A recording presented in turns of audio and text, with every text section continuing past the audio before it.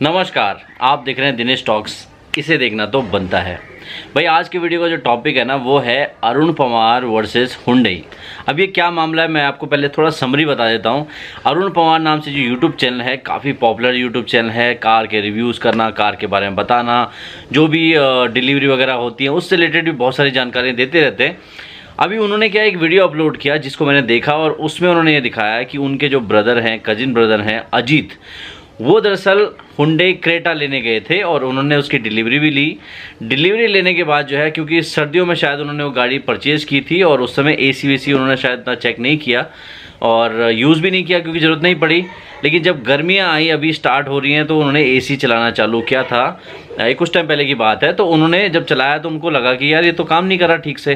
तो जा करके वो हुंडई के वापस से गए, वहाँ पर शोरूम में डीलर के पास गए, तो वहाँ पर उनकी सर्विसिंग हुई। अब ये जो सर्विसिंग है इसको रिकॉर्ड करके उन्होंने यूट्यूब चैनल पर डाला अरुण पवार ने, और उसमें उन्होंने रिव्यू दिया एक तरीके से कि सर्विसिंग कैसे हुई। तो उन्होंने कहा कि भाई 2 घंटे स्टार्टिंग के ख़राब हुए, लेकिन ओवरऑल अच्छी सर्विस थी और सही से उन्होंने हमारा देख रेख की और हमें प्रॉपर जो है सर्विसिंग मिल गई। यानी उन्होंने तारीफ भी करी और साथ में बस इतना उन्होंने ऐड किया था कि 2 घंटे हमारे ख़राब हुए। अब ये जो 2 घंटे ख़राब वाली बात है, ये हुंडई के जो डीलर है ना उनको ख़राब लग गई और उन्होंने क्या कहा कि भाई अरुण पवार आप वीडियो हटा दो, ये हमारे ब्रांड को एक तरीके से बदनाम कर रहे हैं। यहाँ पे लोगों को लग रहा है कि हम बदनाम हो रहे हैं, तो आप हटा दो। तो इन्होंने कहा भाई क्या, हमने देखो रिव्यू दिया है, हमारा राइट है, ठीक है। हमने अपना रिव्यू जो है यूट्यूब पर शेयर किया, अब उसमें हमने तारीफ भी की है, जो हमें सही लगा, जेन्युइन लगा वो हमने बताया। लेकिन वो उनके पीछे पड़ रहे कि वीडियो हटाओ वीडियो हटाओ, लेकिन वीडियो हटाया नहीं। तो उन्होंने जा करके हुंडई वालों ने क्या किया, जो डीलर थे वहाँ पे, गुड़गांव की बात है ये, तो उन्होंने जा करके पुलिस में उनकी कंप्लेंट कर दी कि भाई ये लोग ऐसा नहीं कर रहे हैं और इन्होंने हमें बदनाम कर रहे हैं। तो उसके बाद वो पुलिस के पास गए और वो सारी चीज़ें आपस में बैठ के ये लोग बातचीत करने को तैयार हो गए। अब ये बात तो आई गई होगी और इसके बाद हुआ ऐसा कि कुछ टाइम बाद वापस से गाड़ी में प्रॉब्लम आई, कुछ गाड़ी में ठीक से फंक्शन नहीं हो रही थी। तो उन्होंने क्या किया कि हुंडई का शोरूम जो वहाँ पहले वाला था उसके पास नहीं गए, जो अपने उनके घर के आसपास था वहाँ पे गए। तो अब वहाँ पर हुआ ये कि जब ये लोग गए वहाँ पर, उनकी फैमिली गई वहाँ पर, 3 लोग थे। तो जो वहाँ पर हुंडई के स्टाफ थे, तो जो बंदा था अजीत, जो उनका कजिन ब्रदर है अरुण पवार का, उन्होंने एक स्टोरी डाली। जस्ट स्टोरी में उन्होंने कुछ बोला भी नहीं और स्टोरी जस्ट उन्होंने क्या किया, रिकॉर्ड किया। अंदर खाली था पूरा, कोई भी वहाँ पे मौजूद नहीं था, उसको उन्होंने जस्ट ऐसा दिखाया और अपनी इंस्टाग्राम स्टोरी पे लगाया। तो ये जो कैमरे से वो कर रहे थे, उसके बाद उनके साथ क्या हादसा हुआ कि 10-15 से ज़्यादा लोग जो है आ गए वहाँ पे हुंडई के, और वो ड्रेस पहने हुए थे, सब कुछ थे। उसके बाद उन्होंने क्या किया, उनको जो है पहले धक्का देके बाहर निकाला। धक्का देके जब बाहर निकाला, बाहर निकालने के बाद उनके साथ वहाँ पर उनके साथ बहुत बुरी तरह मारपीट की। इवन वहाँ पर जो अजीत हैं उन्होंने ये भी कहा कि एक बंदे के पास पिस्तौल थी जिसका जो बट है उससे उनके यहाँ पर सिर पर वार किया, जिससे उनको बहुत गंभीर चोटें आई और अस्पताल वो गए। तो बाकी दोनों को इतना नहीं किया, लेकिन जो मेन अजीत को उन्होंने किया, क्योंकि अजीत पहले वाले वीडियो में भी थे, तो हो सकता है कि अजीत को ही पर्टिकुलर उनको टारगेट करना था पिछले वीडियो के खुंदक की वजह से। तो ये सारी इवेंट हुआ है और समझ रहे हो आपकी पूरा स्टाफ जो है एक अकेले बंदे को मारने पीटने चला है, उनका फ़ोन तोड़ दिया, बहुत बुरी तरह से फ़ोन को तोड़ा गया। और जब वो पुलिस के पास अभी गए हैं, पुलिस के पास उन्होंने रिपोर्ट दर्ज करा दी है। तो ये सब चीज़ें अभी चल रही है। उन्होंने एक वीडियो अपलोड करके अपनी पूरी जो सिनारियो है उसको समझाया और उन्होंने कहा कि हमें जो जस्टिस है ना, वो जस्टिस ऐसा नहीं चाहिए भाई, मार पिटाई तो होनी थी, हो गई, लेकिन मेन बात ये है कि हमको ये बताना है लोगों को कि ये हमारे साथ हुआ है, आज कल को आपके साथ भी हो सकता है। क्योंकि ये क्या हो रहा है ना कि आप समझ रहे हो कि आपने किसी सर्विस को लिया, वो सर्विस आपको अच्छी लगी, बुरी लगी, आपने उसको पब्लिकली शेयर कर दिया। तो यहाँ पर जो ईगो है ब्रांड के, वो सामने आ जाते हैं और ये हादसा आपके साथ भी हो सकता है। उन्होंने ये चीज़ कही है। तो इस पर मेरा क्या ओपिनियन मैं आपको अब बताता हूँ। आपको समरी समझ में आ गई क्या है ये घटना। तो बात देखो क्या है ना कि कोई भी सर्विस प्रोवाइडर, ये हुंडई की बात नहीं है, हुंडई तो जस्ट यहाँ पर अभी एक इंसिडेंट की वजह से यहाँ पर नाम सामने आया है। जो भी सर्विस प्रोवाइडर है, बहुत बार मैंने ऐसे देखा है कि ब्रांड को ना मिर्ची लग जाती है कि उनके बारे में ख़राब रिव्यू कैसे आ गए। भाई मेरे को एक चीज़ बताओ, मार्केट में आप किसकी वजह से हो? कंज्यूमर की वजह से हो। और कंज्यूमर को आप खरीद नहीं सकते, ठीक है। कंज्यूमर को आप गिफ्ट दे सकते हो, ऑफर देके खुश कर सकते हो, लेकिन अगर आपको प्रोडक्ट अच्छा नहीं है तो आपको जो गिफ्ट दिया है ना वो भी उसके किसी काम का नहीं होता। तो कहने का मतलब ये है कि आपका जो एक्चुअल प्रोडक्ट है अगर वो अच्छा है तो लोग उसके बारे में अच्छा बोलेंगे, खराब है तो खराब बोलेंगे। लेकिन आप किसी की जबान रोक नहीं सकते। आप किसी को ये नहीं कह सकते कि आपके ब्रांड को बदनाम करने के लिए कोई रिव्यू खराब दे रहा है, वो खराब दे रहा है उसकी वजह से। लेकिन लेकिन अगर आपका प्रोडक्ट अच्छा है तो जो आपके ग्राहक हैं वो समझते हैं इस चीज़ को, भाई आपका प्रोडक्ट अच्छा है और सामने वाला ज़बरदस्ती की बुराई निकाल रहा है। तो यहाँ पर आपको सफाई देने की ज़रूरत नहीं है, या फिर किसी का वीडियो बंद करने की ज़रूरत नहीं है, किसी की आवाज़ बंद करने की ज़रूरत नहीं है, किसी का अकाउंट डिलीट करने की ज़रूरत नहीं है। आपको बस अपनी सर्विस पर काम करना पड़ेगा, आपको किसी और के पीछे भागने की ज़रूरत नहीं है।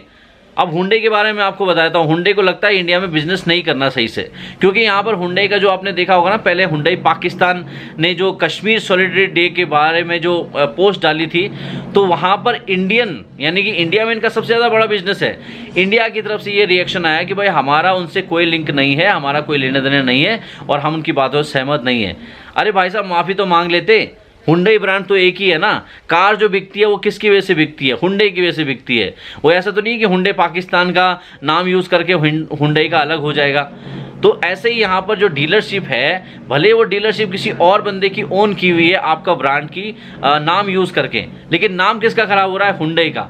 हुंडई की क्या जिम्मेदारी बनती है? वो जो इवेंट है उस चीज़ को जो है प्रॉपर इन्वेस्टिगेट कराए, अपने दूसरे किसी टीम से करवाए। आपने क्या किया?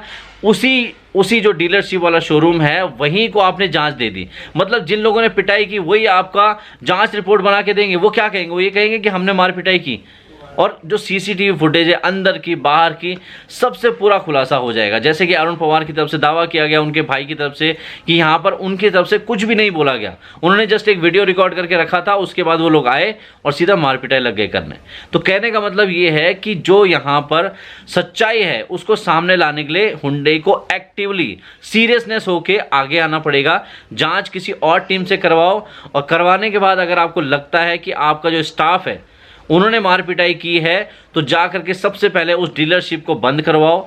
उसके साथ साथ जो आपके जो डीलरशिप के वो लोग हैं, आपके ब्रांड को वो लोग इंपैक्ट कर रहे हैं, कस्टमर नहीं कर रहा है, या अरुण पवार नहीं कर रहा है, या अजीत पवार नहीं कर रहा है, वो लोग हैं जो मार पिटाई कर रहे हैं, आपके ब्रांड के लिए खतरा है। तो सबसे पहले उनके खिलाफ एफआईआर दर्ज कराओ। इवन वहाँ पर कोई भी लोग है ना मौजूद, जो भी लोग वहाँ पर मौजूद थे हुंडई में डीलरशिप की तरफ से, उन सब के खिलाफ एफआईआर दर्ज कराओ कि आपका ब्रांड उन लोगों ने खराब किया है। ठीक है, इससे मैसेज जाएगा कि आपके प्रति जो कस्टमर की फीलिंग है ना, वो लगेगा कि हाँ ये एक्शन लेते हैं। इन लोगों के पास कोई रिपोर्ट आई तो इन लोगों ने कस्टमर को पहले प्रायोरिटी समझा। अब आप क्या कर रहे हो? डीलर का ही साथ दे रहे हो। भाई साहब, डीलर की वजह से आप नहीं टिके हो मार्केट में, आप कस्टमर की वजह से टिके हो। आप 50 डीलर इकट्ठे कर सकते हो अगर आपके ब्रांड में ताकत है तो, पब्लिक के साथ आपका कनेक्शन है तो आप डीलर के पीछे मत भागो, डीलर 50 मिलेंगे आपको।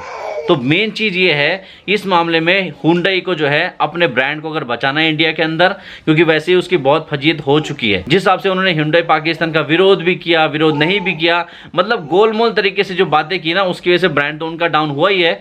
लेकिन ये जो घटना हुई है इसमें भी जो ढीला इनका एक्शन है ना, उसकी वजह से भी ब्रांड जो है हुंडई का ही डाउन हुआ है। तो यहाँ पर सबसे पहले हुंडई को अपना ब्रांड बचाने के लिए एक्टिवली एक्शन सही से लेना पड़ेगा, ईमानदारी के साथ। तो यहाँ पर क्या है कि देखो, सर्विस प्रोवाइडर, या तो हुंडई की बात हो रही है, कोई भी सर्विस प्रोवाइडर है ना, उसको सबसे पहले अपने कंज्यूमर के बारे में सोचना चाहिए। उसका जो कंज्यूमर कौन है, कंज्यूमर की क्या फीलिंग है, कंज्यूमर क्या चाहता है और उसके क्या कष्ट हैं, सबसे पहले किसी भी सर्विस प्रोवाइडर को उसके बारे में सोचना चाहिए। आपके डीलर वीलर जो है ना 50 खड़े हो जाते हैं, जिसको पैसा कमाना है वो आपका डीलर बन ही जाएगा। आपका ब्रांड में ताकत होगी ना, हर बंदा आपका डीलर बनना चाहेगा।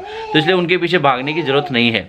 तो ये मुझे कहना है यहाँ पर। और देखो, मामला अभी क्योंकि पुलिस की जांच चल रही है तो हम ये नहीं कह सकते कि कंप्लीटली अरुण पवार या अजीत पवार की स्टोरी बिल्कुल सही है, लेकिन जो भी है जांच तो करो पहले।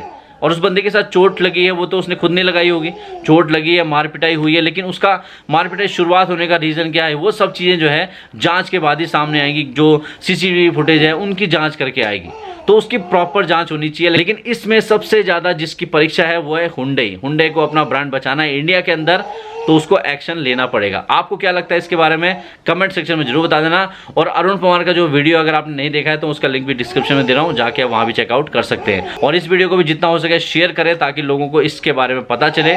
और मिलता हूँ नेक्स्ट वीडियो के साथ, तब तक के लिए जय हिंद।